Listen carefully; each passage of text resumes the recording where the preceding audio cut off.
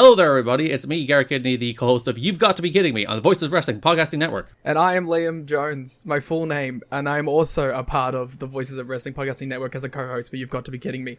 We are a TNA history podcast that covers TNA 1 month at a time. We cover all the drama, all the matches, all the Vince Russo nonsense you could ever want in your life. Have you heard of TNA? I bet you have, but would it be funnier if two people made jokes over it the whole time? Probably. So if that sounds like fun to you, check it out on this very Voices of Wrestling Podcasting Network, and Liam will do bits and whatnot.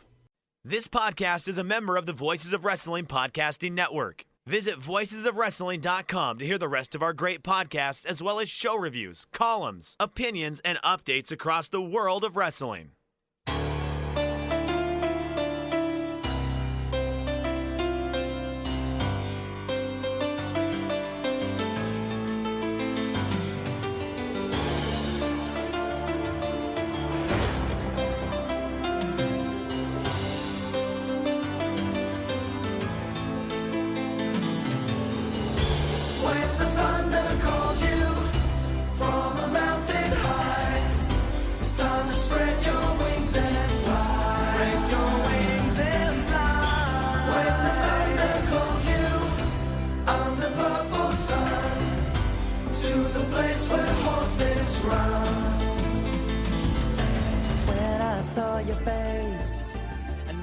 Hey there, Thunder Buddies and Travellers down Thunder Road. It's us, Days of Thunder, the WCW Thunder Rewatch podcast that you didn't ask for, but we did anyway, coming to you as part of the Voices of Wrestling podcast network and powered by alargemanappears.com. I'm your host, your lame duck on Thunder Road, Dave Ryan, and I'm joined, as I am every week, by my favourite co-host, Stagger Lee Malone. Lee, how are you this week? I'm good. I'm excited for the show, bizarrely enough. Yeah, I mean, look, it's a historic show. It's an interesting, like I say lame duck, it's a really interesting one, because we kind of alluded to it on Nights of Nitro 2 weeks ago, that this Thunder we're about to discuss was recorded before but broadcast after the full takeover of Russo and Ferrara. It's the last WCW broadcast before he comes to kill it.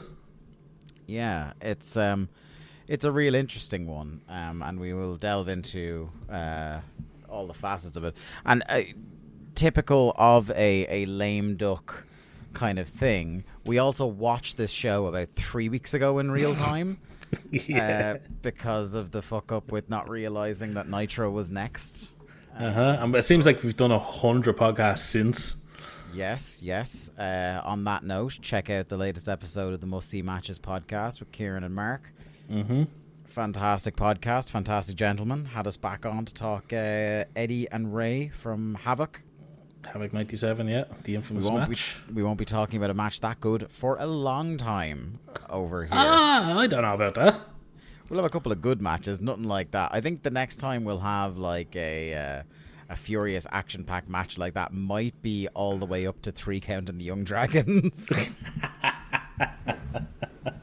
a match of like that, yeah, but like there's a couple of good matches. Close out 99 here. Do you think we could rename this podcast, like instead of Waiting for Godot, we'd rename it Waiting for Jamie-san? Because it's going to be a weird, like when that period of Nitro happens and Thunder, it's like terrible booking, but some really sneaky, great young wrestlers start showing up. Yeah, that's something to look forward to, at least. Yeah. It's like that, you know, that like what's that chemical that hits your brain right as you die? It's that little high right as you're on the way out, right at the end of the WCW. It's like, whoa, hits you. They've just compared AJ Styles to that chemical that killed you. And the simulcast is the fucking death rattle then. That's the gas leaving the body. That's what that is. Yeah, that's for in a number of different ways. But how have you been, Chief? Well, good. I'm good. In flying spirits. Good. We're actually recording this on the Sunday of the Masters, and this is the first time in, I want to say, 10 to 15 years I have not watched a single moment of the Masters this year, the golf. It's just went by me. I've just been busy. I've never been at golf as a spectator sport guy. I'm not normally, but for the Masters, I always watch. And this year, I was just like, I think it was Thursday night. I was like, holy shit, I missed the whole first day. And then I was busy Friday, busy Saturday, and just by then it was too late. Yeah. I spend a lot of time listening to Jack talk about how great golf is to watch, and I can't go along with it. I agree with the man on many things, but sadly this isn't one that I can cross that Rubicon on. I did have an unusually laddie weekend, in as much as I spent the last 2 nights out in the bloody pub. So I did. Oh, look at you! Yeah, very unusual for me to not having a drink 2 nights in a row. That is, like, it doesn't happen that often. But actually being physically in a pub more than once a month at this stage is kind of like a novelty for me. I think we might have to rename you to Session Dave. I know, yeah. I went out Friday night with a good friend of mine that I grew up with around here. We were just kind of like both bored, and like we haven't actually gone out and had a catch up in a few months, so we used that as a nice excuse. There's a proper old man pub here near where I live that not the only music that will go on there is if there's a trad session some night in the corner, live music. There's no actual piped in music, and you know, again, very old man of me to say, but you can actually hear yourself thinking there and have a conversation, which, like, going back to when I was 18 years old, that's the kind of pub I've always gone to. I've never been a clubs person. Anybody that has known me for any length of time will not be shocked by that. And then Saturday night, friend of the show, Keith Broney, designer of the Days of Thunder graphic that you see in your very podcast app, he was in town. Friends of his who somehow I never crossed paths with, even though we were all in Maynooth at the same time going to college. They had just moved to Newbridge and were looking for a Sherpa around some of the nice pubs in the town. So I brought them to that pub again, but then also a couple of other ones, just to bring them round, and that was nice. But I'll tell you one thing. The body can't hack 2 nights of pints anymore. Well, I was going to bring this up. I also went out on Friday night to a pub for the first time in... Look at this absolute fucking lads of thunder. This is... First time in many, many months. A friend of mine works in the local shop that closed at town, so I was like, look, we'll go up and have a pint afterwards. Yeah. Here I was actually complaining to you that I don't get out that much. And I was like, how much of a novelty is it for you with 2 young kids? So...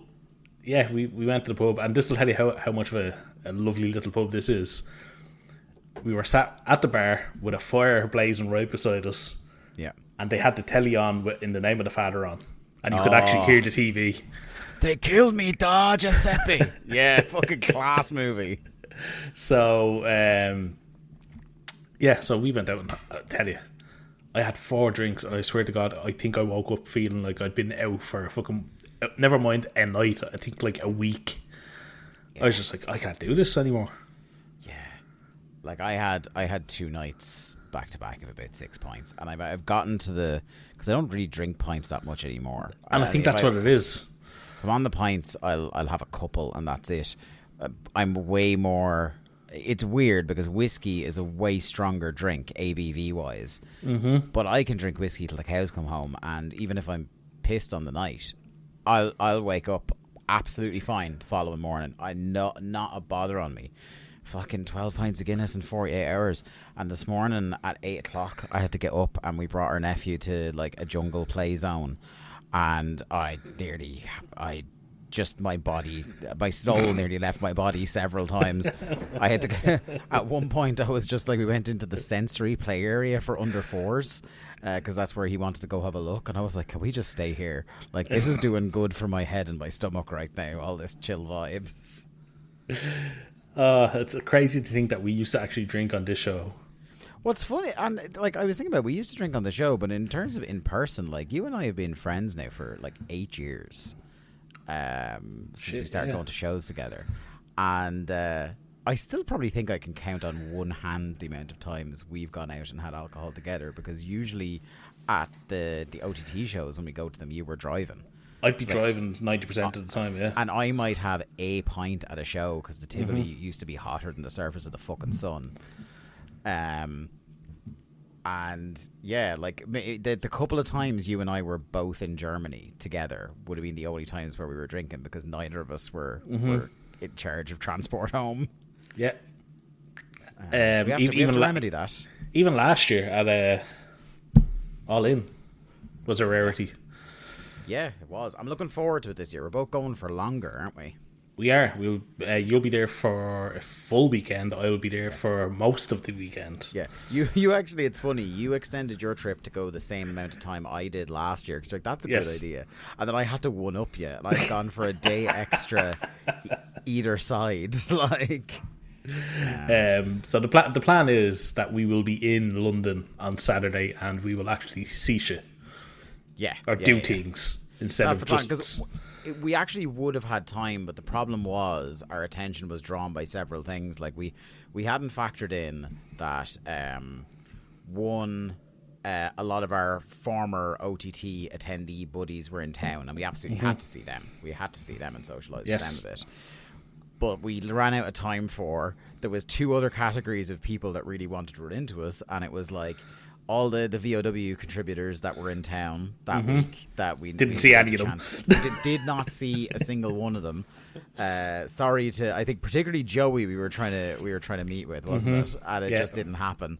And then there was like a third batch, which is sundry other podcasters that were friends of ours prior to this situation, like the Grapple Boys. I was talking about going to go hang out with JP for a while, and I know Mark and Kieran. We were hyped to go meet them in person. Yeah. Our good friend Ian as well. We managed to run into Ian on the train. The most random fucking meeting.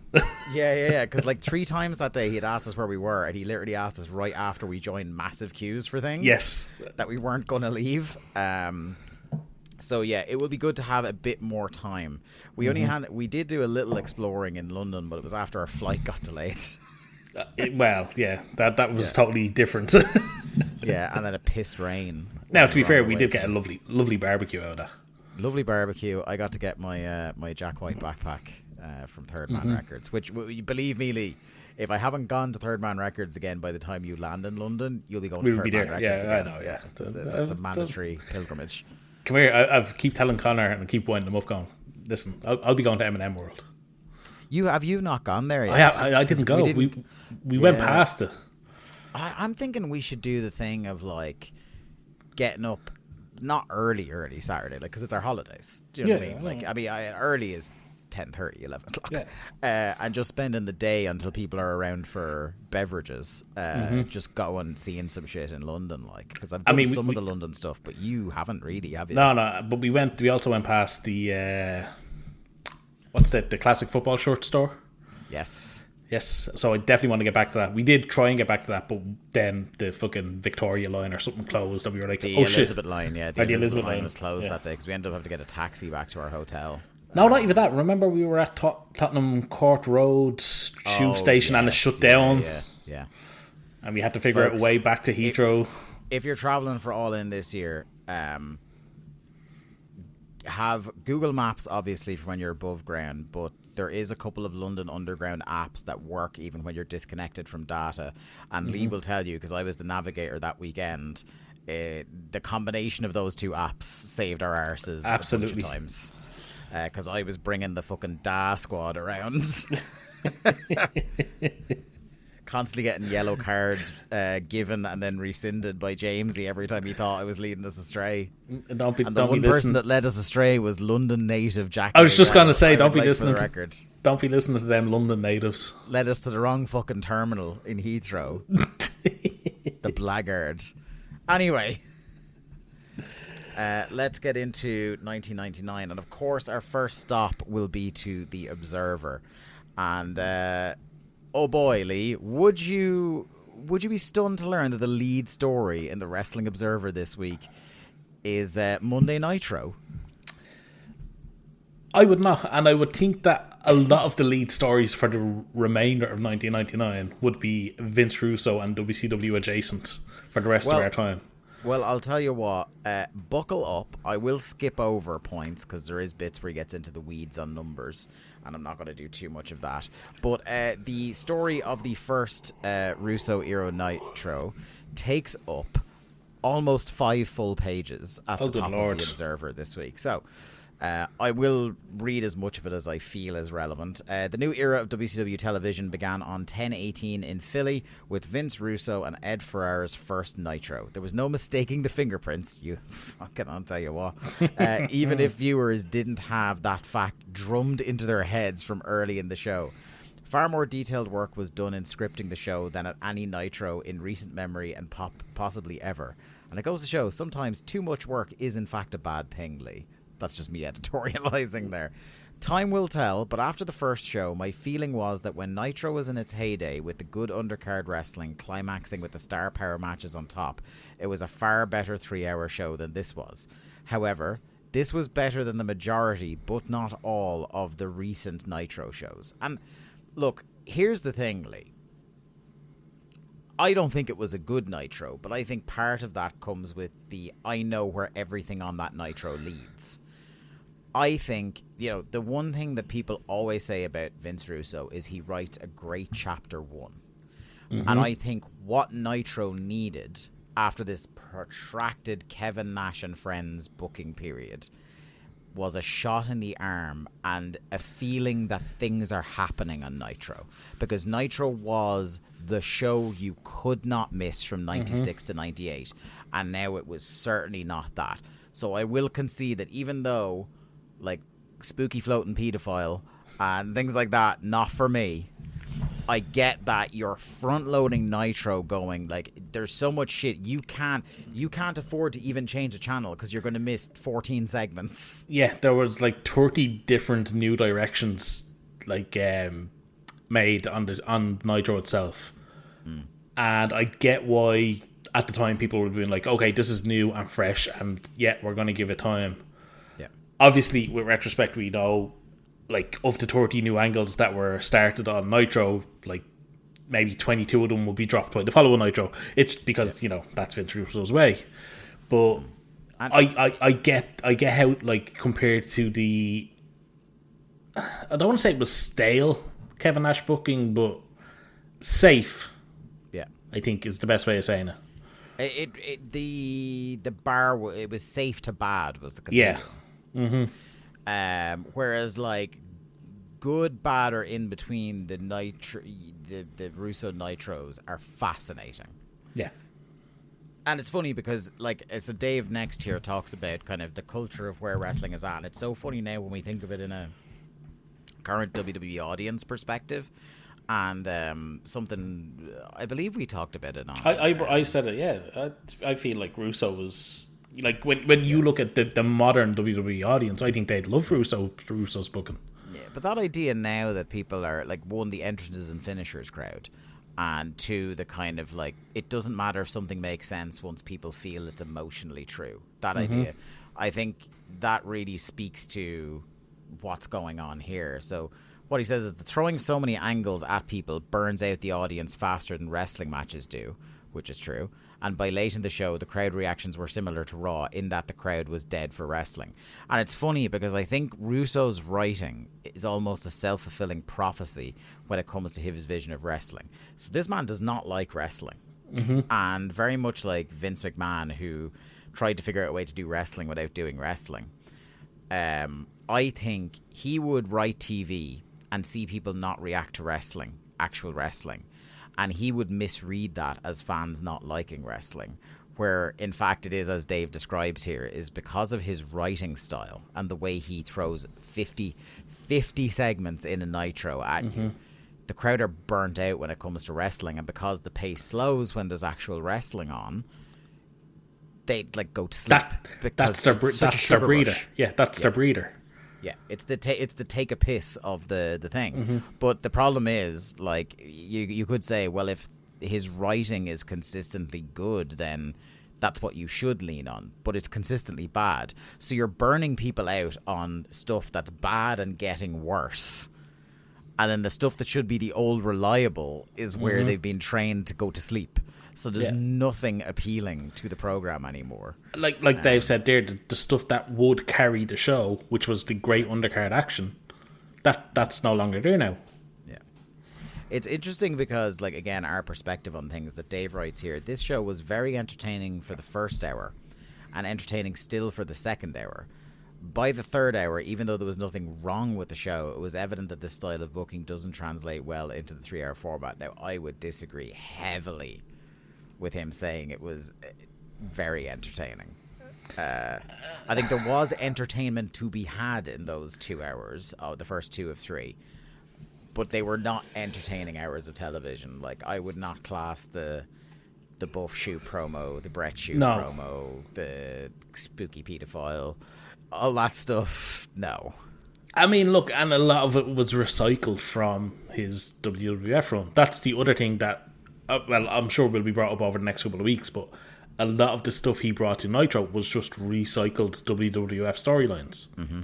And Dave does get to that in a minute, so we will get there. There you go. Yeah. By the third hour, like I said, even though there's nothing wrong with the show, it was evident this style of booking doesn't translate well into the 3-hour format. Fortunately, it appears most likely, if not a certainty, that Nitro will be cut back to 2 hours in January, which is the case. And then there's a bit of ratings talk. In the battle of the main events, it was the Rock and Sock Connection versus the Hollies, which did a 5.43 final quarter and 5.58 overrun. Nitro had Goldberg versus Total Package and did a 3.23 overrun, but that was with 3 minutes at the end going unopposed. So the real head-to-head rating was closer to 2.9. Backstage, the feeling appeared to be mixed as to the show, but it should be far more competitive product once the show moves to 2 hours. The show was still disorganized, with a lot of wrestlers confused about things, not liking other things, but also realizing things were improving and more people were going to be added to the mix, and stars will be attempted to be created. Wrestlers didn't know if they were supposed to be the faces or heels in segments. Shocker, as witnessed by Flair thinking he was the heel against the Filthy Animals in their segment, and the Filthy Animals thinking they were turning heel against Flair by jumping him, resulting in a confused crowd which sided with Flair since they went 4-on-1 with him. Nobody could get straight answers, and that segment apparently changed 5 different times during the show. Holy God. Most of the non-wrestling segments were done in pre-taped segments before the show started, with 3 crews working at a time, one headed by Ed Ferrara, one by Kevin Nash, and one by Bill Banks, who was the former WWF magazine and website writer who left to join them. There were scripts handed out, but far more detailed than anyone had in the past, and nobody was doing interviews, without at least having an idea what they were supposed to be saying. Far different from the past, where guys were sent out with no preparation and winging it, and new characters, most notably Kimberly, Buff Bagwell, Jarrett, and the Filthy Animals, seemingly in line for big pushes. Now, on to something you said there a minute ago, Lee. They did several WWF-ish segments that it didn't appear anyone liked. One was an evening gown match with Medusa versus Mona, where Medusa did an interview, this was scripted, saying that she was a real athlete and didn't want to take shortcuts, losing her clothes to get ahead in wrestling. Fans have been weaned on WWF matches where the loser parades around in a sexy bra and panties, booed heavily when Medusa lost, being stripped down to a tame aerobics outfit, although one has to believe they knew what the reaction would be to this finish and it was part of a long-term plan. The most controversial segments, designed both to put over Buff Bagwell and also to set up the Hulk Hogan angle on the Halloween Havoc pay-per-view on 10/24. Bagwell did an interview first proclaiming himself as a new superstar based on all the various internet interviews that Vince Russo has done talking that point up. Again, it's clear they're booking with the idea that the entire wrestling audience is on the internet. Russo's name was brought up early in the show as they were trying to get over the idea that it was a new WCW, plus they need his name over for future angles. Again, you said it last week on the show, Lee.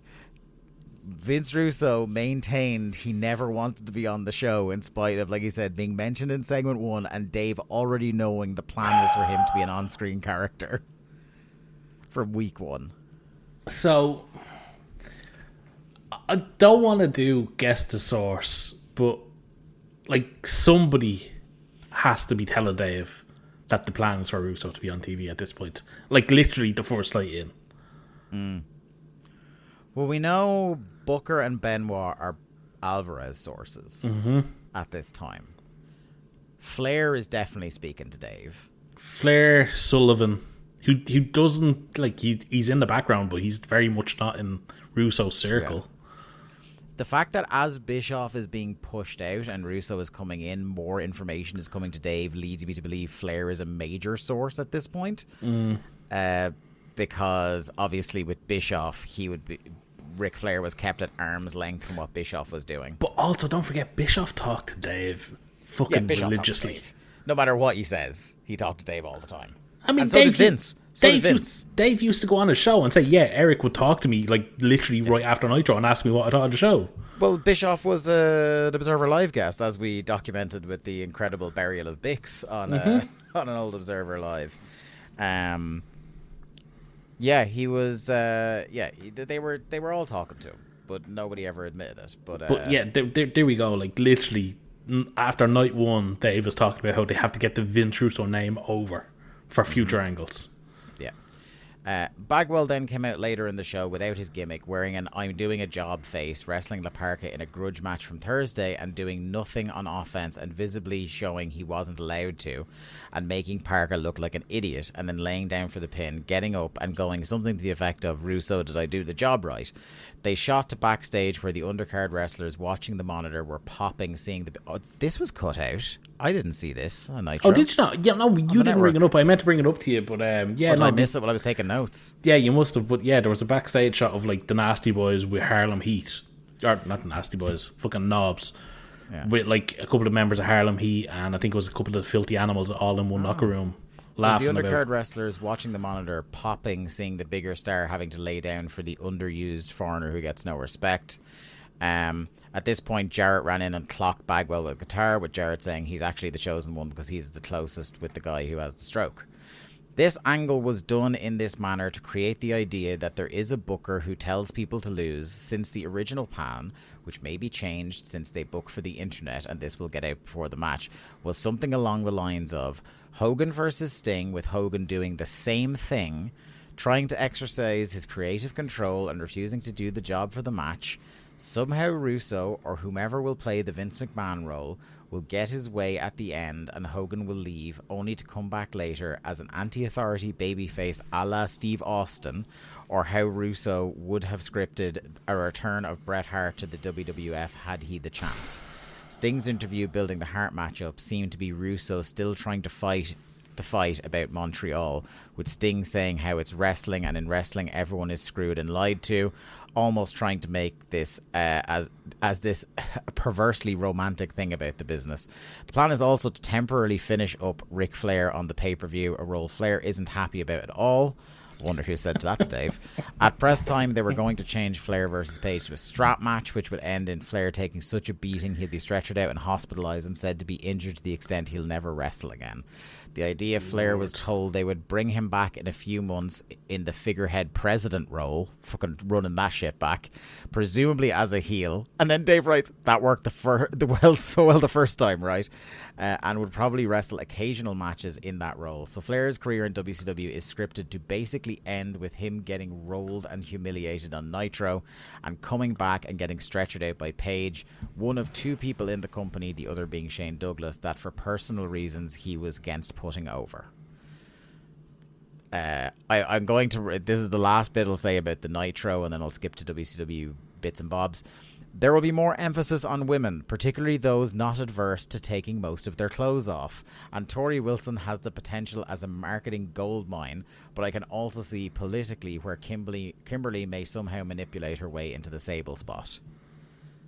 And wow. That's pretty fucking... He nailed that one. That's pretty clairvoyant, because, like, Tori is clearly, like, again, because I'm watching at this point, also I'm a young boy, and Tori stole my heart the first time I ever saw her, and she's clearly, in hindsight, her and then Stacey later are the two they want to run with, and yet somehow the most pushed woman in the company for most of the rest of WCW's run is Kimberly. Mm-hmm. Like, I would say by the time Miss Hancock is well into storylines, she's probably the most, like, she gets the most airtime. She's in more, like, multiple segment stories over the course of every episode, But they're worse. Yes. But yeah, no, Kimberly, absolutely, like, that's a perfect fucking comparison. They've nailed that one. Yeah. The rest of the stuff they're talking about how Jarrett had left and Terry Taylor has left, and people are suspecting he will make the jump next because he has no non-compete in his contract.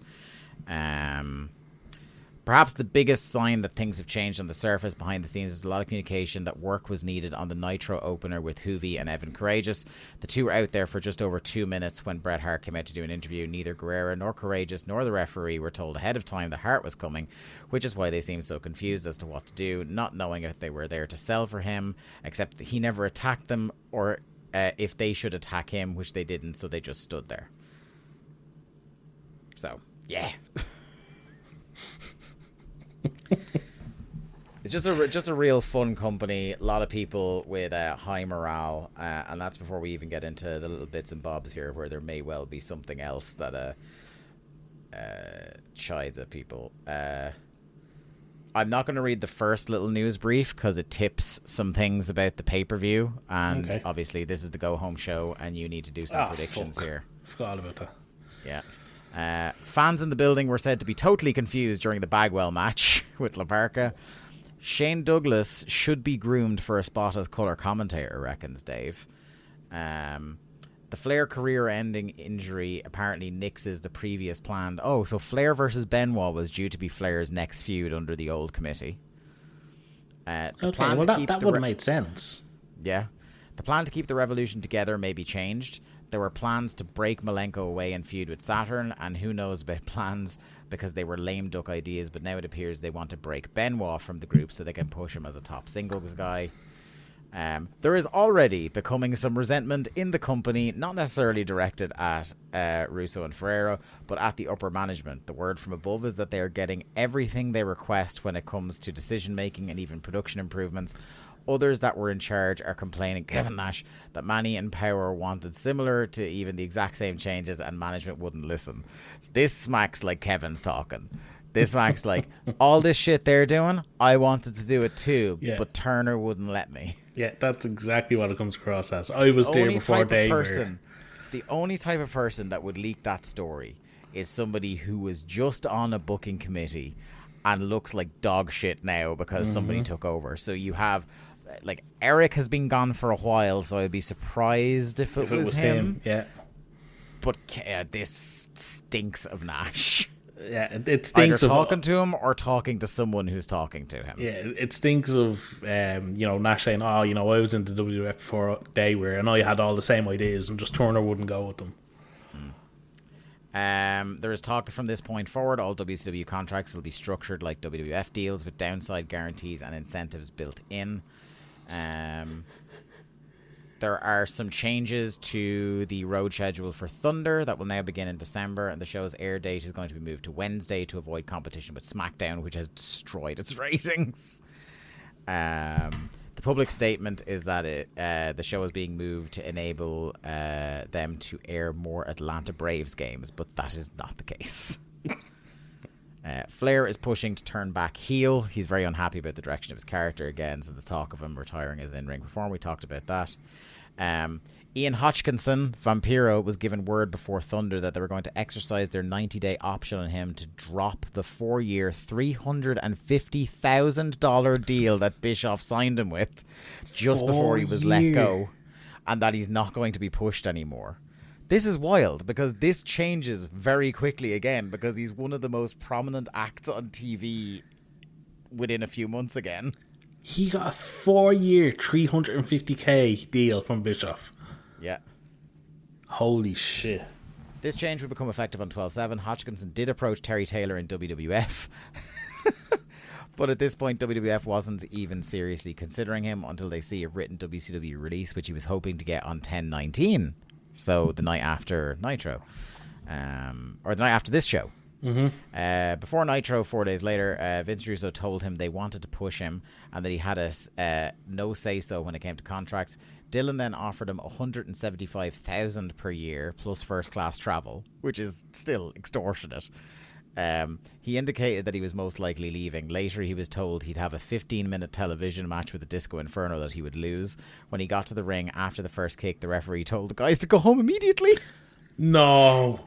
Which he thought was a swerve. Hodgkinson told ICP, who returned, what happened, and they told him they were walking out with him. So ICP are threatening to walk out again, and they're just back. It wouldn't be an issue of the Observer without ICP threatening to walk out on a promotion. ICP was also unhappy because they were yelled at backstage by Goldberg in that segment on Nitro, who didn't like the way they handled themselves in their angle. At this point, they were saying they were done with WCW and negotiating elsewhere. After Nitro in Philly, word got to Paul Heyman that there were at least preliminary talks about a contract with Vampiro, and ICP was calling through their agent. Heyman said he had no interest in ICP because of the way they agreed to come in, then backed out days before their pay-per-view.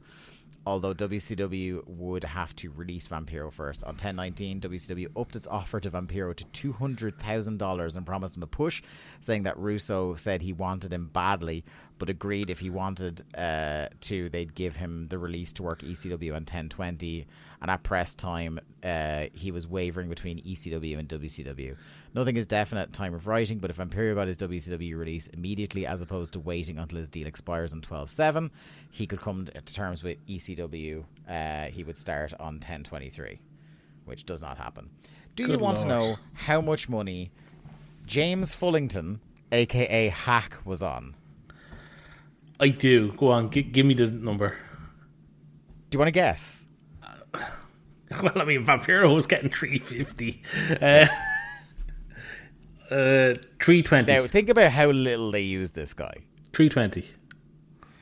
$250,000 per year for Hack. He was just fired, though.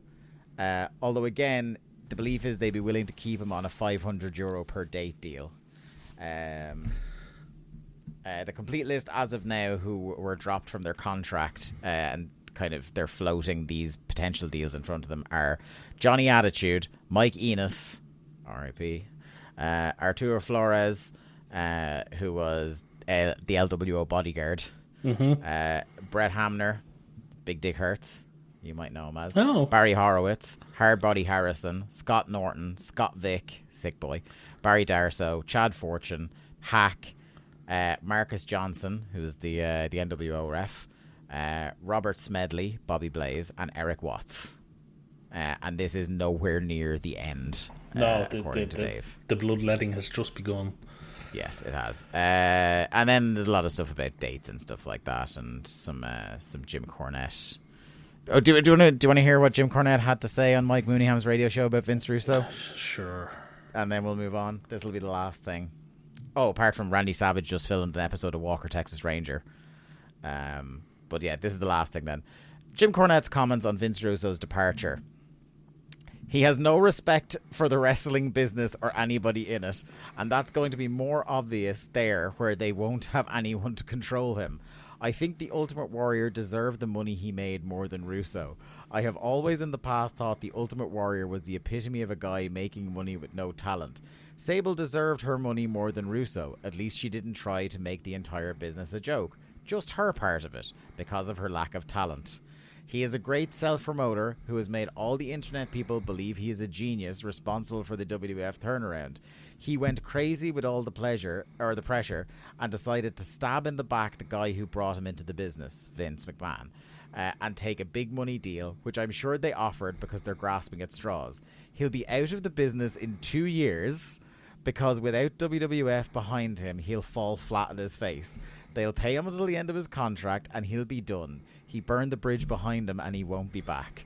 He knows he doesn't know what he's doing. He knew WCW was desperate and finally realized it was time to cash in. He doesn't care about being in the wrestling business. He hates wrestling. He likes entertainment. He thinks he's a TV writer now and it's gone to his head. He's got a head the size of Texas. And I gotta say, like, obviously Jim Cornette now is cracked, lost it, business has left him behind. Fucking spot on word for word throughout there, you have to say, in terms of his predictions of Russo's career. I can just say he fucking nailed it. He just nail on the head. He fucking knew that man inside out. He is, particularly in the last 10 years, misread the business in a huge way, and I don't think once you lose that fastball, you never get it back. If there is one man he had dead to rights from day one, has never wavered on and never been wrong about, it's Vince Russo. Yeah, look, was it one of Russo's like first meeting or writing fucking meetings, whatever they called them in WF, where Cornette stood up and went for him, and this is Cornette who knows he'd never win a fight and just knew, like, look, you can give him credit, he knew fucking right from the beginning that Russo was a piece of shit. Yeah. Right, okay. With all that out of the way, because some of those bits were too juicy not to read in their entirety. And this is a very, like, weird and inconsequential Thunder because of how much of everything we see is going to be dropped. But this is Thunder 85, the second half of the tapings from Baton Rouge, Louisiana. 21st of October 1999 is your air date. 1.9 rating, which is up by 0.1 on Thunder 84. We have a bit of a change up to the usual commentary panel. Tanay is not around this week, and Scott Hudson steps in. I want to take this opportunity to ask you what you think of Scott Hudson, the commentator. I don't mind Scott Hudson, the lead commentator. I don't think he's a good colour commentator. No, he's not good at thinking on his feet.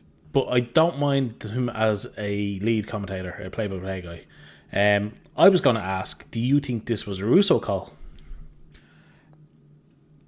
I actually was going to ask you a question of it, and I was thinking, do you think they recorded a second Thunder with Nash on commentary and went, we are not broadcasting this show with that commentary, because as bad as the live show was, the tape show was worse? Ooh, no, because I don't think Nash would have sat there for fucking 4 hours. Another 90 minutes. I don't think his liver could have withstanded. Now, I think it's also possible that Tanay has been punished for taking part in Kevin Nash's maybe last stand, shall we say. We do know because of how much more featured he gets over the next couple of years that I wouldn't be surprised to learn on your hunch that Russo liked Scott Hudson a lot. Well, because Scott Hudson goes from like Saturday night and sporadic backstage appearances so far in our timeline to being like on the panel for a lot of shows. He was a revolving third chair on Nitro for pretty much the rest of the run, basically. Yeah, and he's on Thunder a lot as well. When it's the era with, like, is it... I want to say it's like... is it Tanay, Hudson, and then it's like the Hoovy, Stevie Ray... rotation thing going on. Or maybe it's Tony instead of Tanay. I can't really, like... Because it's hard to forget any... Like, it's hard to think of anything else apart from Stevie Ray and what Sucka's got to know during that period. And how bad the juice was. And if I'm fucking diving into my memory here, but I think Hudson was, again, a bit of an internet favourite. So it would make sense that Russo would, one of his first decisions would be to put Hudson on the call. I will say that I love Tanay and everything like that, and I'm not going to diss Tanay as well. I don't want Garrett coming for me in the night. But what I will say is I think he's the most polished addition in terms of sounding like a TV broadcaster since we lost Stagger Lee. Yes, absolutely. He's the most professional. He's Tanay is brilliant, and I would never lose him from this show. But Hudson sounds like a sports announcer. Yeah. Do you know what I mean? In the way that Stagger Lee did. Yeah, he has that traditional kind of way of speaking and putting across, he does the hard sell for Havoc a lot on this show. There's a warmth and there's a cadence that you would get in a lot of other sports. That's the word. Yes. Yeah. So I like him. I don't think he's by any means the greatest, but I think he does a perfectly good job on this show, and that's about the ceiling you can reach with Larry, who is a human anchor on commentary. And if you listen to our episode of Must See Matches, Kieran properly dropped the leg on him at one point in talking about the Havoc match, but we won't spoil that whole show on people. Anyway, our first match is the Maestro versus Norman Smiley. Maestro is like adding little bits already to his gimmick, so he's coming out and asking the ref to open the ropes for him to get through. We have got, you can tell Norman Smiley is every week becoming more and more of a crowd favorite. Yeah, where it's mad because you can see, like, step by step, he's becoming Screaming Norman. Mm-hmm. And yeah, even on like this tape show, and you can see the genuine reactions he's getting from the audience. Yeah. Speaking of the audience, in the first match, the crowd tweeting is already fucking insane. Yeah. I think it's maybe 5 to 10% better than that. Was it 2 weeks ago? 2 weeks ago, yeah. Yeah. Which was one of the most like atrocious attempts at crowd sweetening I've ever heard in my life. It's slightly better than that, but it's still somehow worse than now. Mm-hmm. It reminds me of like the fake canned heat that they give Dom on TV, where it's like so clearly astroturfed, and we're just all ignoring it. Yeah, it's just so artificial. Mm-hmm. But what can you do? Anyway, Maestro does a pointless forward roll at the bell, which is very funny to me because it's like his whole like he's doing this Liberace gimmick, but then does like an amateur wrestling forward roll. Okay, pal. Larry and Scott doing the typical WCW commentary thing of being way more interested talking about Sid and Goldberg than what was actually happening. This was also the first time in a while, and it's probably because it was Larry, and Larry's an idiot, that they went right back to doing the Norman Smiley bit that they haven't done in fucking months on this show. Well, I thought that was Hudson bringing that. I could be wrong. It? I thought it was Hudson that brought that. Maybe. We get an early big wiggle here. And rare for TBS that we actually get to see the wiggle. Yes, indeed. Normally TBS would give you a crowd shot. Yeah. The Harlem Heat are in the building, they said, for tonight, rather than talk about the match. Match is basic. It's pretty short. It's not great, but it's not horrible. We get an extra big wiggle in the comeback and a Norman Conquest for the win. Nothing really worth noting in it, I would say. I think we talked about it the first time we saw Maestro. He's like a solid pro wrestler. And the gimmick, obviously, he stands out with the kind of old school gimmick, but he's never going to blow your socks off. No. We get a Lash versus Disco video package, and this just underscores my belief in how much they believe in this guy. And it's obviously partly because of, we talked about it last week, how much they're paying him, that they're just like, we need to really have a go with this guy. But like we talked about Nights of Nitro, he's all over that show. Yep. And now, like, straight away in the first hour of this show, they're showing you a video package for why you should care about Lash's match at the pay-per-view. So look, even though he's still kind of green as grass, he's getting it together a bit better lately. I will still commend WCW that, you know, they're trying something new. Look, how long have we spent? Like 2 years of podcast time, at least, talking about how much they should be pushing the younger guys, at least trying, even if they fail. And one thing about the Russo era is they try to push a whole bunch of new people. Now, the pushes they give them are themselves terrible, and at least half the time they pick the wrong guys to push. But at least it's not Hogan every time, you know? Yeah, and I mean, we've talked previously how the Cruiserweight title just seemed to be in fucking purgatory, bouncing between Ray and Kidman for the whole time. So at least in the last couple of weeks, I mean, look, it's Disco, so I'm not going to put that over, but like at least they're trying with new people with the belt. Yeah. Next up, a match that when I read it on Cage Match nearly made me want to take my eyes out with a spoon. It's Horace Hogan versus the MVP Dale Torborg. Arguably the two worst professional wrestlers on their roster. Baseball cane. For fuck's sake. Larry is staggered to learn that if you hold a belt longer than the guy who's currently the record champ, you yourself have broken the record. This is being explained to him about God, I can't even think which title it is. I don't have it in my notes, so I don't know. Could it be Disco? Could it be Disco? Oh yeah, I think it was. They were talking about the cruiserweight title bouncing back and forth. Yeah, that he might actually end up the longest cruiserweight champion of all time. And like Larry just couldn't figure out how that if he breaks the record, he is now holding the record. He just couldn't get it into his head. Too busy thinking of golf. All Horace from the bell.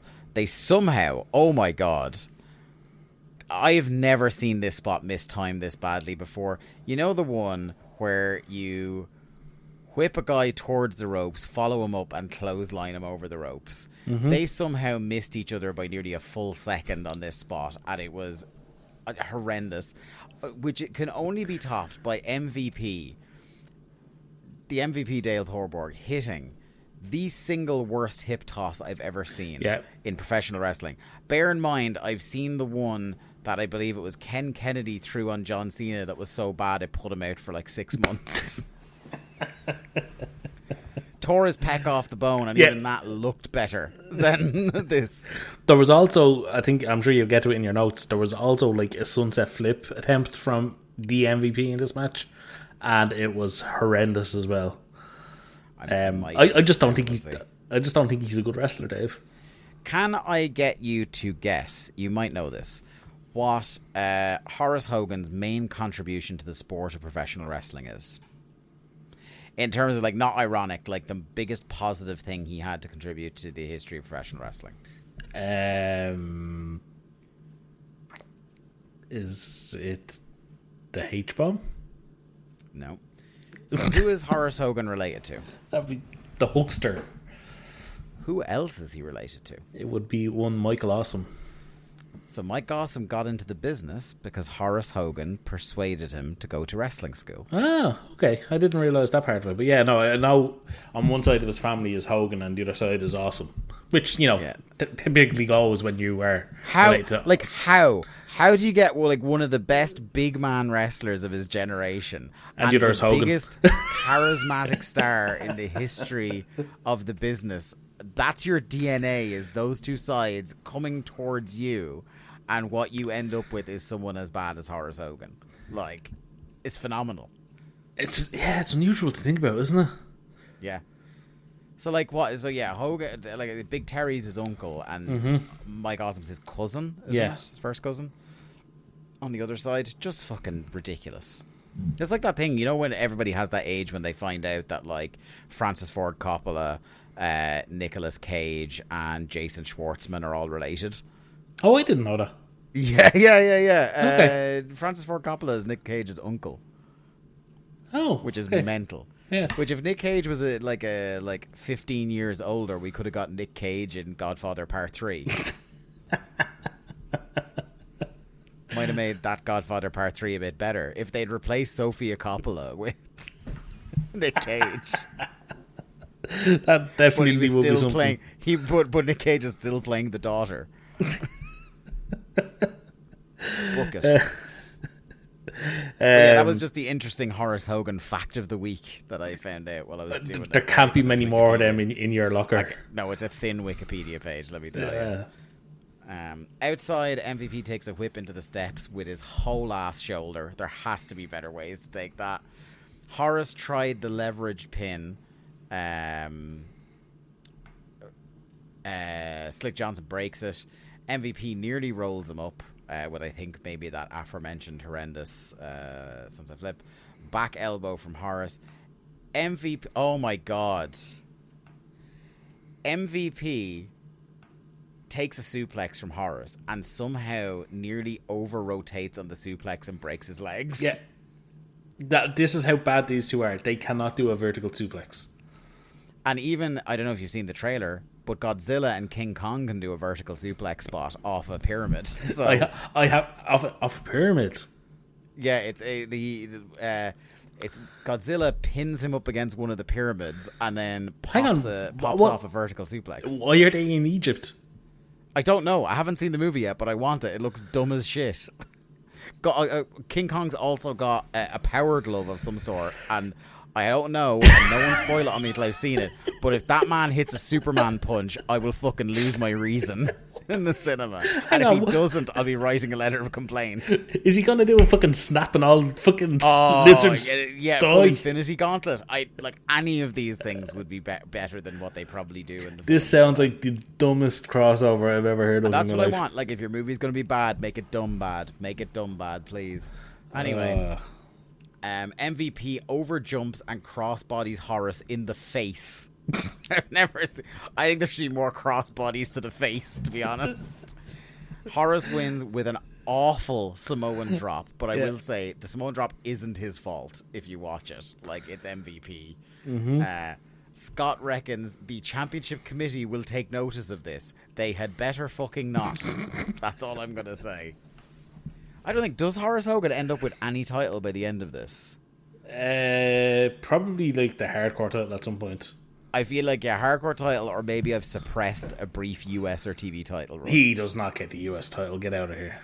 I don't know. I'm not saying he does. I'm saying I would not be surprised if it's something that I have tried to forget for 25 years. Page versus Flair is apparently happening. And this is where I had learned, because I had been watching this Thunder without having watched the Nitro, and I was like, apparently Rick has been trying to bang Kimberly. Yeah, I actually, when I saw this video package before, I actually went back to the Nitro. In my notes I have, oh god, we are officially in the Kimberly era. Yeah, I wrote, either this all happened on one show, or Tanay has had amnesia all month and forgotten to mention it on Thunder. Turns out it all happened on one night. Show, yeah. Every clip we saw was from the Nitro we just watched. Singles match, Lash LaRue versus Curly Bill. That's absolutely what you want to train this new green wrestler, is put him in there with Curly Bill. House of Fire Lash at the start till Bill gets the boots up in the corner. Clears him out with a clothesline. Lash is overselling for Bill, God bless him. He's clearly trying to, earn the respect of the relative veteran here, and he knows who he's buddies with, so he's trying to do a good job here. Scott says the only explanation for why he has to sell for Curly Bill here is that he must have his eyes on Disco Sunday. I love that Scott is like, well, even a wrestler this new can't be losing to Curly Bill. There has to be something going on here. Brief fire up of chops in the corner, but Bill puts him down on the ground. A long, boring sleeper spot. Lash tries to fight out again. Bill stays on top. Paintbrushes Lash, who fires up from his back, nearly catches him with a sunset flip. Fucking shooter Curly Bill here attempts a cross arm breaker. Lash makes the ropes. Reversals in the corner, and Curly just walks into a whiplash for the finish. This was shite. I could be wrong in this. I think Curly Bill's finish was an armbar. See, again, in this whole stretch of time, we've never really seen him put anyone away, so it could be, yeah. We get a Filthy Animals versus First Family recap video. Tag team match, Dave Taylor and Steve Regal, Team Butlins versus Harlem Heat. Already in ring. Yeah, I wonder why that is, Dave. Why do you think that is? Can't imagine. It couldn't be a continuity issue where they came out with the belts that they had to drop on Nitro. Couldn't be. Regal fuming when Booker starts the match by paintbrushing him. I wrote, I am surprised that Regal is still here. It just feels like he was gone by now. Do you know when Regal leaves WCW? Well, he was gone in 98. He did the real man's man thing for, 2 months? Yep. And then he went to rehab, I think. He went somewhere. And then he was back in WCW. And so when does he leave this time? He is gone by November. He gets released in the next batch of releases. He literally is gone next week. Yeah. We have one Regal match left. It's the next Thunder. Yeah. Because I was just like, I had that feeling where I was like, I feel like he was gone by now. And I was like, ooh, I almost got it bang on. Yeah, no, it was definitely early November, yeah.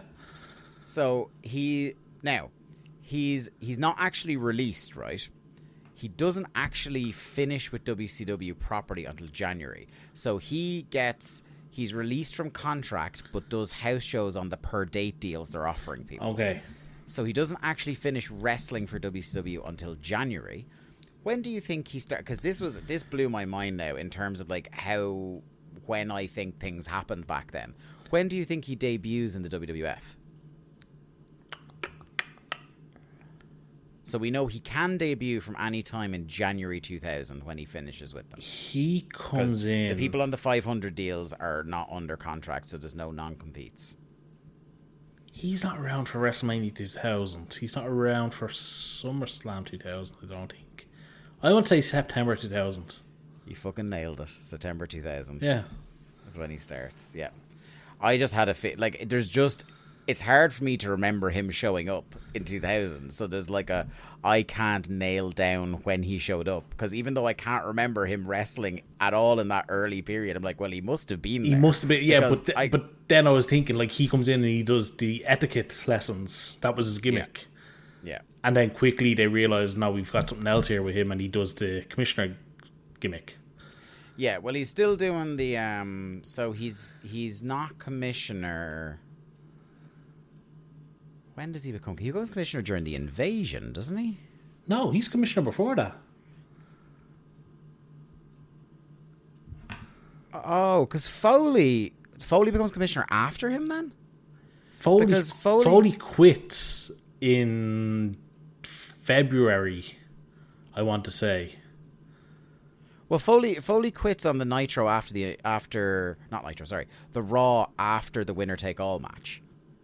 That's when he quits as commissioner, because he says his final act as commissioner before Survivor Series is to unify the belts. So he sets up the unification of the US and Intercontinental and the tag team titles. At But Survivor see, Series you're 2001. forgetting he came back as commissioner because Regal had joined the alliance. Yes, that's right. Yeah. So he quit as commissioner in like early 2000s, and that's when Regal got the job. Yeah, Because it'd be late 2000 because like he was still wrestling up until April of 2000. So the Regal... So it'd be the summer. It'd be sometime over the summer. Foley becomes commissioner. Yeah, and then he's gone by like the Rumble-ish. Yeah. Because don't forget the Jericho Regal story was Regal was commissioner. X7.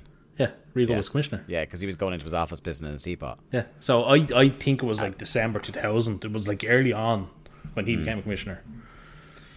So yeah, he starts in September 2000. The match is unremarkable here that we're talking about. Mostly Regal and Booker, which means it's fine because they kept Stevie Ray out of it. Booker hits a Uranagi. Finlay stops the tag. Second time round, he manages to make the hot tag, and Stevie clears out both heels, sets up for a tandem finish, but the First Family come out for a DQ. Harlem Heat run them off this time. I will say, again, Harlem Heat are at their best when Booker is working the whole match, getting babyface sympathy, and you do Stevie for the big man hot tag. Or for like a little bit before you have Booker come back in and do a very athletic hot tag. It literally was the best formula they had was Booker gets the hot tag to Stevie and Booker gets the finish. It worked. We get a very 1999 music video package for the for Sid killing men. This was the shake that bottle of rage. This is good. It's good shit. Like, It was a good video package. There's two things you need for a video package around this time to be good, is to be like very of the era music and just dudes hitting finishes on dudes. Yes. And star wipes, Dave. You have to have star wipes. Star wipes, absolutely. Then we get a Sid Goldberg recap video package. Sid in a suit is still hilarious to me. And they did a very good job of showing Goldberg killing the lawyer, but cutting out the bit where he immediately stands back up after the spear. We then get a Goldberg video package where he's killing folks. Which is great, but then you're like 3 video packages in a row. Calm down, lads. Now, I will say, I think they did a decent job building... Like, we talked about this on the Nitro. Sid Goldberg is the main angle they've pushed on in this company for weeks now. Especially on Thunder. And I thought they, again, really drove that home here. I understand having 3 back-to-back video packages ain't ideal, but again, it's a taped show, so who really gives a fuck? Yeah.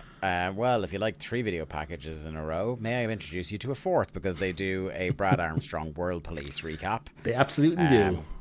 But it does remind me that, like, Brad isn't awful on the microphone. Like, he's all right. Like, he's not the worst Armstrong, and he's not the best Armstrong either. in terms of charisma. You want to be America, you better speak English, boy. Yeah, it's still one of my fucking favourite dumb things anyone's ever said. I really wish, like I said before, he leaned in and just said, "You better speak American." Like, you have to. If you're going that far, like, you might as well. So, Brad Armstrong versus Kendall Williams with Curly Bill. Kendall William is like when he becomes like an aristocrat. Was he not one of those fucking Scottish wrestlers that got signed? Sounds like it. Yeah, just got warehoused in Enfield. Yeah, might still be there. Larry is stunned that Scott Hudson admits to liking rap music. He can't get his head around it. When we're in London, can we go see the warehouse? Yeah. Just like take a piss in it. Yeah, sorted. Done. Job done. Do you know what else we're doing? This is, I don't know if you'll get this. People who listen to the Peter Crouch podcast will get this. Have you ever listened to the Peter Crouch podcast? Don't listen.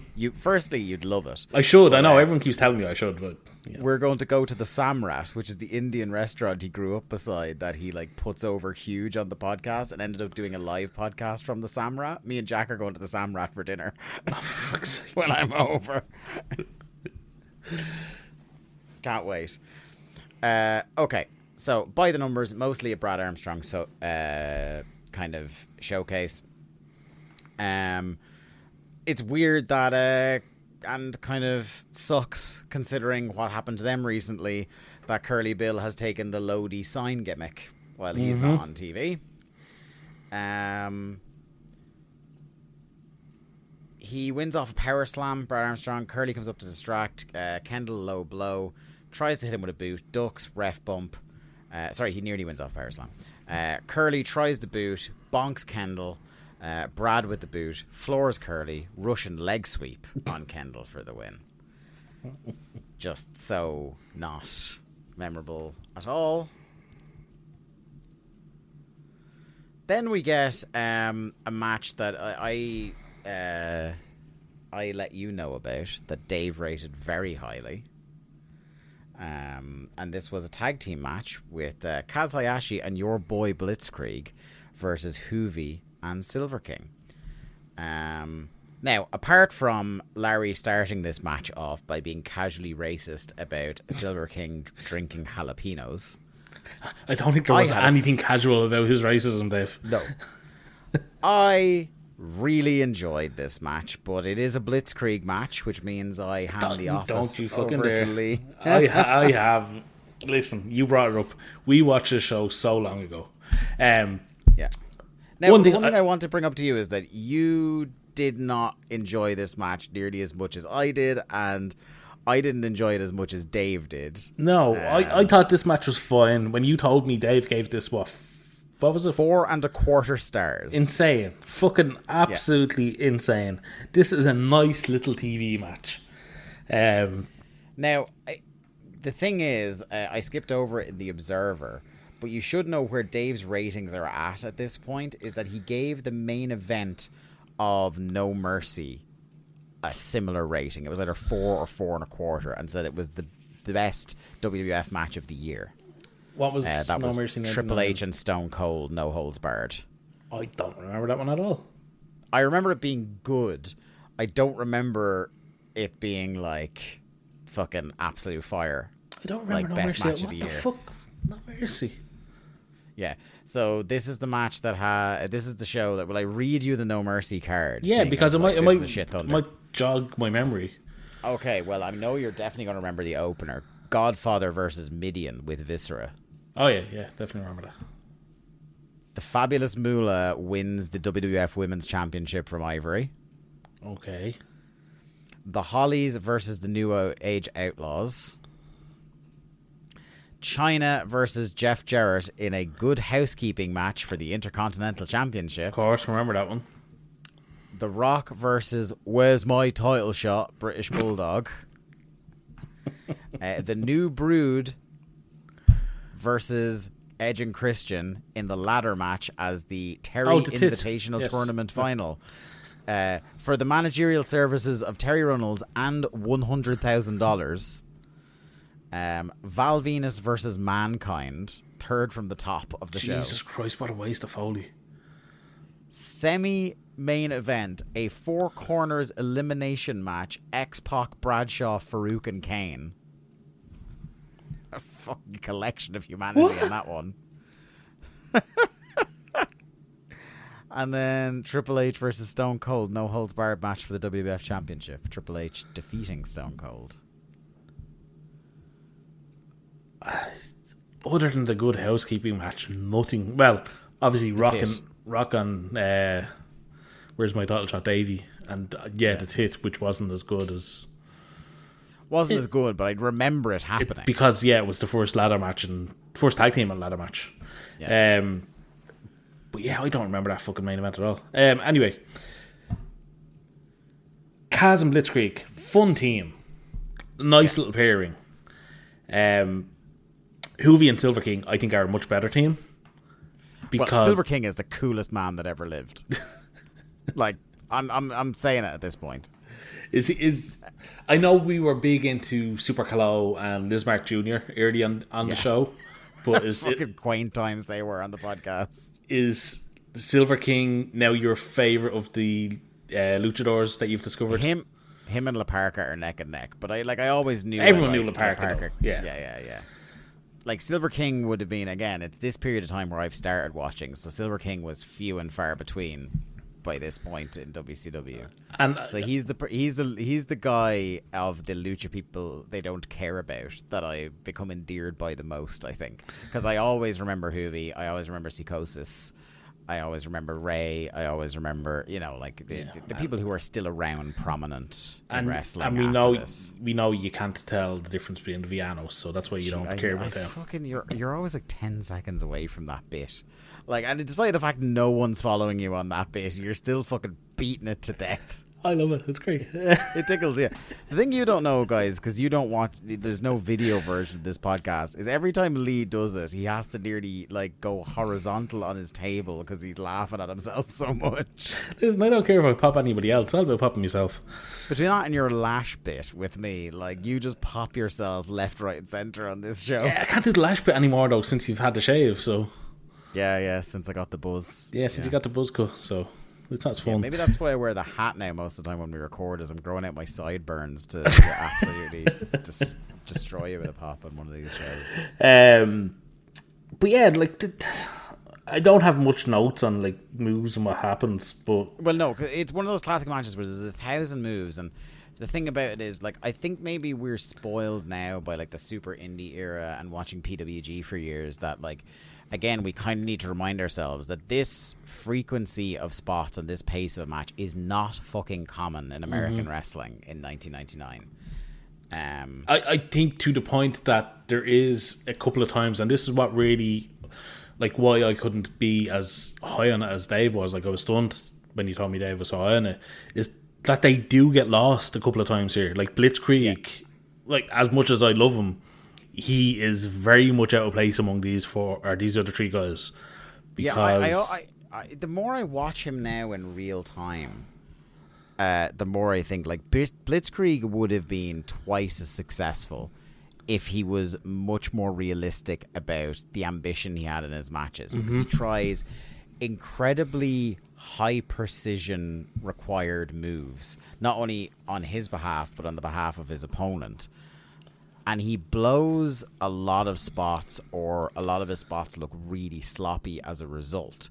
Whereas he has enough athletic capability that he could tone it down, bring it down a couple of gears, still look phenomenal for the era he's in.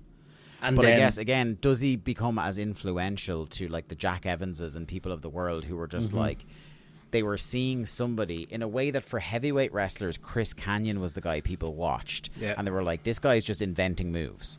And they're watching Blitzkrieg and going, well, if he's going to try new shit, I'm going to try new shit. So he mightn't have been as influential, but he might have been more successful. Yeah. I was going to make the comparison that if Blitzkrieg had honed his craft a little bit and, 3 years from now in TNA, you're going to see American Red, who comes in and does stuff that blows away anything Blitzkrieg was doing.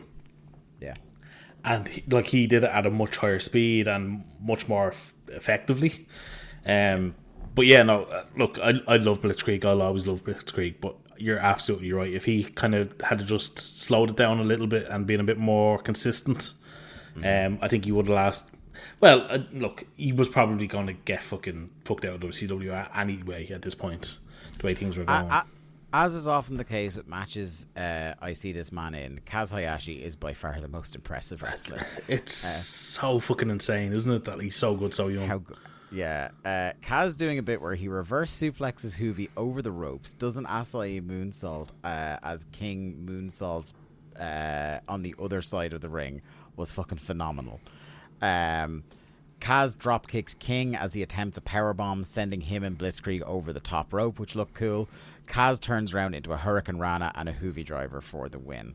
I really did enjoy the match. By 1999, the standards might be fair. It does feel weird, but it might actually be the best WCW Thunder match we've ever seen. Even though you were a little bit down on it, the standard is not very high. I still always go back to that Lucha 6-man. That was great. Wasn't that the opener on a Thunder? Yeah. At some point, that's the one that I'll always remember. Yeah, there's a couple. If you guys remember out there, the people who've been watching along, what your favorite Thunder matches have been, I'd be really interested to see what they are, because one of the things when we start wrapping up, what are the essential, the best, the top 10 Nitro matches rewatch. I was trying to think, did Benoit versus David Flair happen on Thunder, but that was a Nitro match. Don't worry, beat the piss out of him. Yeah. For different reasons, that's my favorite Thunder match of all time. Listen, you are going to get plenty of opportunities to see David Flair get his ass kicked. Thank God. Right, so then we get a buff and package recap from Monday. This leads us into Rick Steiner versus La Parka. Rick starts out on the microphone with his usual shitty shit. But Scott Hudson popped me by turning around to Larry Zbyszko saying, "Good luck translating this." Rick makes a lot of dog metaphors here, suggesting he's the bar for quality in WCW, which is more of an indictment of WCW than a compliment towards him. Steiner match, he's just roughing around a little bit, little fire. It's the Rick Steiner match. You've seen it. It's maybe slightly more impressive than usual because La Parka is bigger than the people he usually bullies around. But you'll notice he's dragging around the place. But because La Parka is a bigger guy, he's not taking liberties as much. No, it's funny when you notice things like that, isn't it? Yeah. That these Steiner brothers, not the fucking nicest people in the world. Hudson keeps coming within half an inch of calling La Parka fat during this. And then there's a great bit where Larry just completely exposes how stupid Rick Steiner's gimmick is, where he's just like, yeah, we all talk about Rick Steiner being a great wrestler, but he doesn't really wrestle that much. It's like Larry is exposing the business on WCW Thunder this week. So La Parka fights off Rick in the corner, does a drop kick, which Rick completely no-sells, which means it's the end of the match. Flattens Parka, hits the Steiner Bulldog. It's over, and thank God it was. It's about 5 minutes, felt like 15. The one thing from a production element I loved about this show is this match finishes and it immediately smash cuts into the hype package for Steiner and Benoit. Mm-hmm. It's like you've just seen him beat La Parka decisively. Now he's coming up against the best fucking wrestler in this company. And it was the video package would make you think that it was a good feud. It has not been a good feud. No, it hasn't. The only thing that's been good about the feud is that Benoit has rescued that title from him for now. Hulk Hogan and a video package with him and the brand new Sting's feud. The brand new Sting. A lengthy video package and a lengthy reminder that nobody wants this angle to be like this except Hulk Hogan. Hulk Hogan wants to be a babyface again, but this angle is almost like a gunpoint angle from Hulk Hogan, and Sting really doesn't want to be a heel already. So this is cool. That's going to get you hyped. We then get this is really funny because they talk about the new era for Monday Nitro, and this is going to, I hope, become a staple because so much shit happens on Nitro. Now they have to dedicate 5 minutes to do a recap of all the recaps. Because it's like, if you miss Nitro, you're absolutely fucked now. So they do tag team title picture recap, Buff and Jarrett recap, Sid and the Lawyers recap, Kimberly shagging recap. I completely missed the bit in that hotel room skit where the bit that makes her suspicious that it's David Flair in the bathroom is that she finds a bottle of Viagra. Oh, I missed that. Yes, so she's looking at a bottle of Viagra when he explodes out of the bathroom. Well, now, she might have brought it with her either. I couldn't tell in the clip they showed, and I was not going back to that Nitro to see whether she picked it up or brought it with her. It's funny that on his first show, Vince Russo has already integrated Viagra into the company, which would become a recurring prop. Yes. Then we get an Outsiders recap, a Medusa and Mona recap, and a Brett recap. Did I miss any of the other recaps? Oh, sorry. It goes next into a package. Yeah, Brett versus package. Yes. And that brings us to our main event. Buff Bagwell versus the Total Package.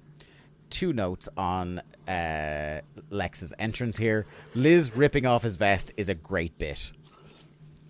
That's just great comedy. The full Total Package intro, yeah, with the stripping of the clothing.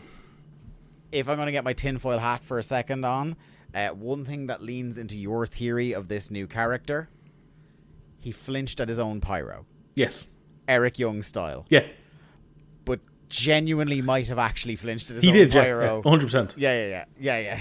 But like in terms of your thing that he's doing this deliberately, that's one thing that you could, in a very much trying to pick thing, like people trying to piece together the subtext of the bloodline sort of way, you go, well, he flinched his own pyro. This is clearly all deliberate. Well, I mean, it was either the pyro or somebody in a La Parka shirt. Oh, yes, he saw a skeleton.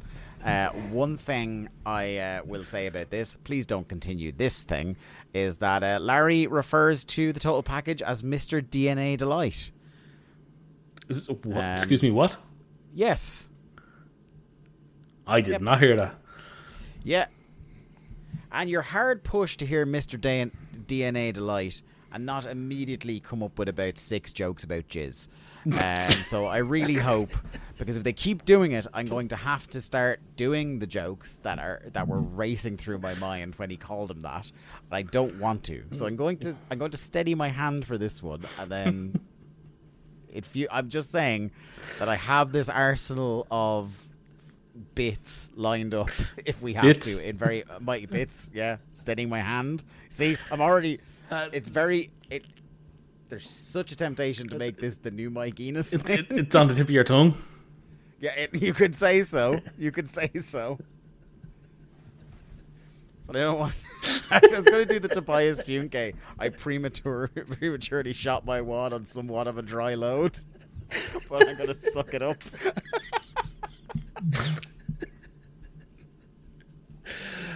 Oh, God. In England, they call it a banger in the mouth. Anyway, Buff's already in the ring. This match is a continuity fucking disaster because this happens after the Buff angle on Monday, and they try to make it seem like they're trying to read heavily into it in commentary and reference Monday, but it's not working. This is clearly a fired up babyface Buff to the point where it feels like if you told me they recorded this like 3 weeks ago before he turned on La Parka, I'd believe it, because there was nothing of since his turn on La Parka on the previous Thunder. There's no fucking sign of that happening, which again speaks to what Dave was saying, is that these crowds have no fucking idea what to make of Buff at the moment. Yeah. Because it's back and forth. It's like fucking Big Show. Like... anyway. Do you know what was most notable in this match was that Liz actually got physically involved. Yeah, which is a rarity. We'll get to that in a second. Oh yeah, this was the bit of continuity. Hudson awkwardly tries to knit the continuity together. So Bagwell is doing this great babyface stuff. House of Fire. Lex has to bail out of the ring twice to get a breather, but passionate babyface Buff Bagwell won't let him. Follows him out of the ring to continue the beating. By the second time he does it, Scott Hudson's just like, This is like a whole new Buff Bagwell compared to Monday night. And I was just like, that's so I'm sorry. I know you're in a tough position, Scott, but that was a very lazy attempt to knit this all together. Back in the ring, Lex working him over. Does a classic eye rake on the ropes. You don't get that anymore. Buff rallies with the turnbuckle. The turnbuckle kind of head smashes. I skipped past. Sorry, the second time they were outside the ring, Liz shoved him, as you said, which gives Lex the opportunity to get the heat. Lex recovers. Buff nearly catches him with a crossbody. Lex, fucking, I don't know why, decides in the middle of the 7-minute match, we need to slow this down like it was actually going fast, but he did. Corner charge, foot up, clotheslines from Buff, firing up like a classic babyface. Goes up top. Liz pulls his leg out from underneath him, and he lands on top of the turnbuckle. Lex kicks him in the ribs. He was clearly trying to pick him up out of the corner for the torture rack and made a fucking meal out of it. Ended up carrying him like a baby. Dropping him, picking him straight up. He whips him, power slam, then torture rack, and he wins, and they pretty much go off the air straight away because he took so much time to do the torture rack, they ran out of time. On an edited show. Yes. Incredible. Okay, so that was the end of Thunder 85. My friend, what did you think of the show overall, this lame duck Thunder, and who were your winners and losers, even though it will absolutely not matter immediately? An absolute mess of a show. Yeah. God, Norman Smiley. I'm going to say Smiley because we can see the layers being added to his character. Mm-hmm. After that, fucking MVP in Horse was ridiculously bad. We're still seeing Curly Bill wrestle, which is fucking horrendous. Mm-hmm. The Brits are about to be gone. Kendall Windham should not be getting a singles match. I have no idea how many of the fucking cruiserweights are going to remain after the fucking bloodletting begins. Yeah. I could go without ever seeing Rick Steiner wrestle for the rest of my life. Yeah. And yeah, that main event was a fucking mess as well. So yeah, what a good show. Before we do our last bit, we've 8 matches on this show, 6 clean finishes, 1 DQ or count out, and 1 interference leading directly to a finish. Now, Lee, as we said at the top of the show, this was the go-home show for a pay-per-view. You know what that means? It's time for the prediction game. If this is your first month at Days of Thunder, once we have done an entire month's worth of TV, we challenge Lee to be able to predict the entire card for the pay-per-view based solely on the build we've watched. Now, I think you got a massive assist by us getting to watch a Nitro this month. I think that has helped in some way. Well, you say that. Yeah. Okay, fair. But let's find out. Yes. Okay, so there are 10 matches on Halloween Havoc 1999. You may go at them in any way you want, and when you get stuck, I may start giving hints. I may not. We have Terry Hulk Hogan Bollea taking on Steve the Stinger Borden. Yes. I don't like that you had to look and make sure that was there. We have Bill Goldberg versus Sidney Vicious. Yeah. We have Chris Benoit versus Rick Steiner. We have... Hold on, let me get all those. So what have you said so far? Sting and Hulker. Mm-hmm. Goldberg, Sid. Yep. And what was next? Benoit and Rick. Yes, that's 3 out of 10. We have Disco Inferno and Lash LaRue. Yes, 4. Ric Flair and Diamond Dallas Page.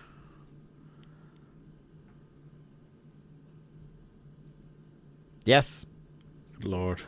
The First Family versus the Filthy Animals.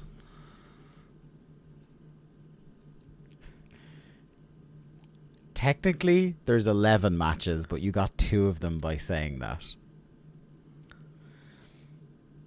Well, I don't know if it's 11 or this is... Actually, no, I don't know.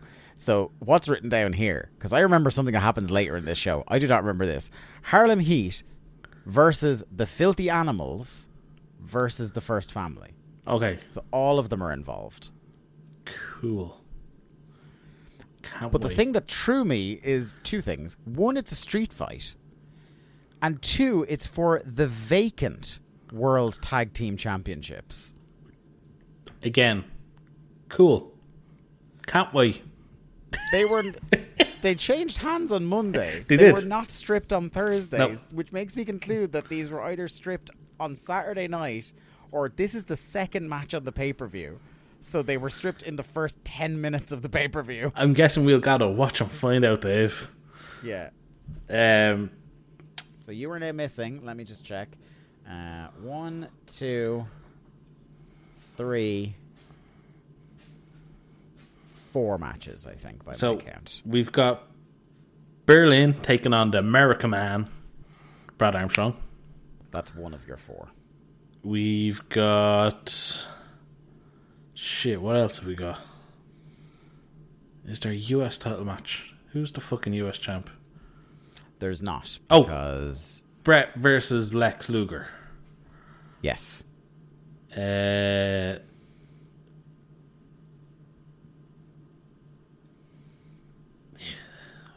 what else is on the show? I can give you a hint for one of them. Okay, go on. Think of somebody who cut a promo on somebody wrestling through a commentary headset on Monday. Oh yeah, the Revolution match. It's a singles match. Ooh. Because the Filthy Animals are in the tag match. But it is a Filthy Animals versus Revolution singles match. Is it? Who was the person that cut the promo and who did they cut the promo on? Is it Kidman and fucking Douglas? It's Eddie and Perry Saturn. Oh. Remember Eddie comes out with Tori in the fur coat and he's giving shit to Perry Saturn and Perry Saturn comes down and smashes him on Monday. No. You've already forgotten. Yeah, yes. I remember Tori in the fur coat. You're one match shy. Okay. So do you want me... I don't think you'll get it unless you remember what happens at the end of Halloween Havoc 99. It's obviously Hogan. Can you promise me that if you don't remember as soon as we say this, that you won't look it up? Okay. Because when I tell you that this show is the start of some sensational bullshit... Yeah, well, I know that the title goes into disrepute because that's how we get the tournament. Yeah. I just can't remember what exactly fucking... I know Hogan walks out with the title. I can't remember. No, he doesn't. God. I mean, he does. All I'm going to say is... You have not guessed the only WCW world title match that happens on this show. Yes, I have. No, you haven't. No, you said Sting versus I Hulk did, Hogan.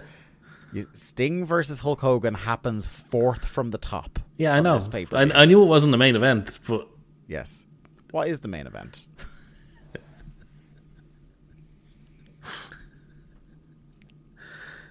Yeah. Jeff Jarrett and Sting. With no build, no announcement that this match was taking place, the main event of Halloween Havoc is Goldberg versus Sting for the world title. And that match does have a finish, but also the belt is vacated because the tournament starts.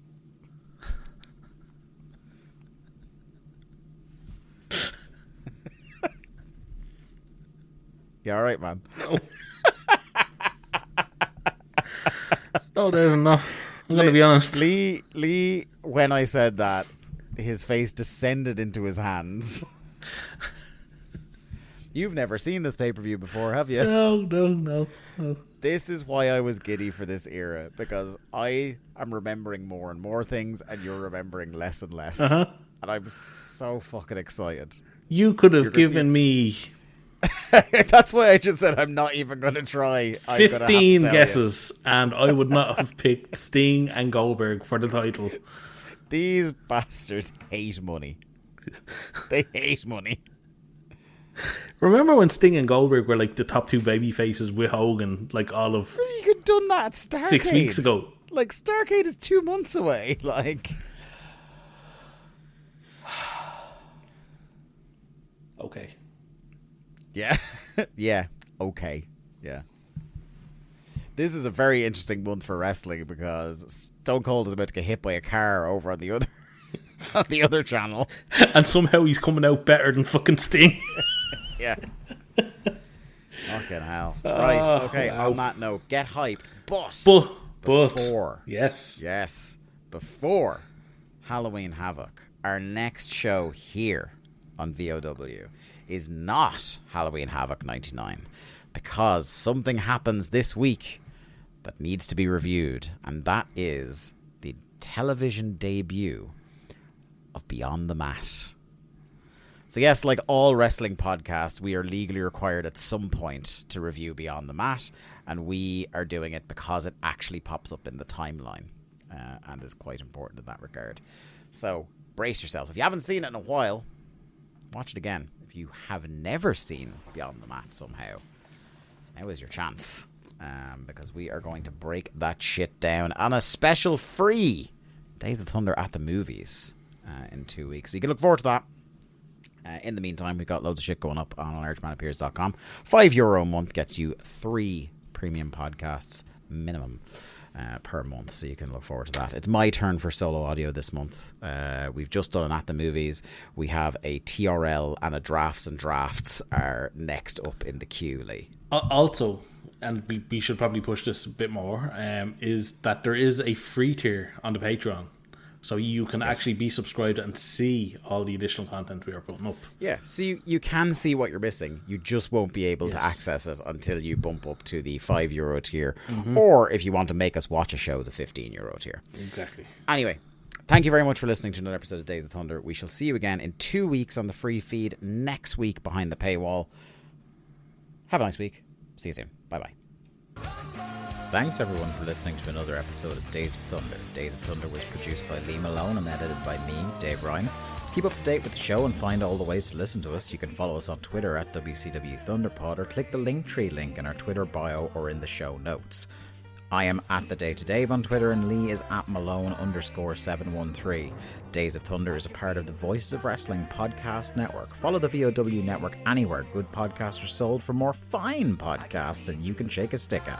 Thanks.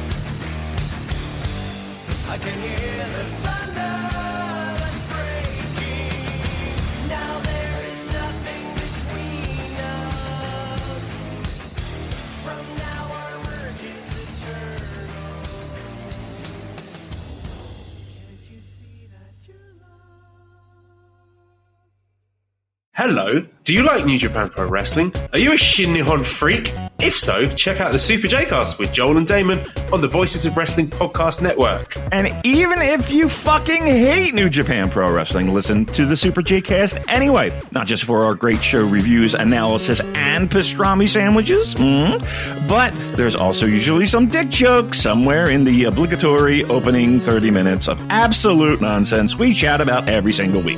That's the Super J-Cast for all the best talk about New Japan Pro Wrestling, crisps, and pornography.